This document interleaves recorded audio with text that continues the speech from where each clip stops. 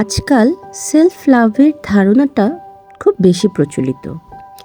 Self love মানে নিজেকে ভালোবাসা, সেটা ঠিক আছে, কিন্তু অনেকেই সেলফ লাভ আর সেলফ অবসেশনের পার্থক্যটাই ঠিকমতো বুঝতে পারে না। তাদের মনে হয় ভালোবাসার মানে হলো শুধু নিজের কথা ভাবা, আর সেই পথে অন্যকে কষ্ট দিলেও সমস্যা নেই।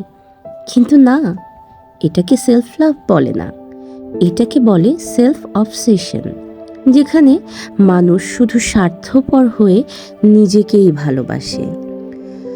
সেলফ লাভের একটা খুব সুন্দর সংজ্ঞা পড়েছিলাম কোথাও, আর তা হলো আপনি নিজের সঙ্গে এমনভাবে ভালোবাসতে শেখেন যাতে অন্যকে কষ্ট না দেন, এবং অন্যকে এমনভাবে ভালোবাসতে শেখেন যাতে নিজেকে কষ্ট না দেন।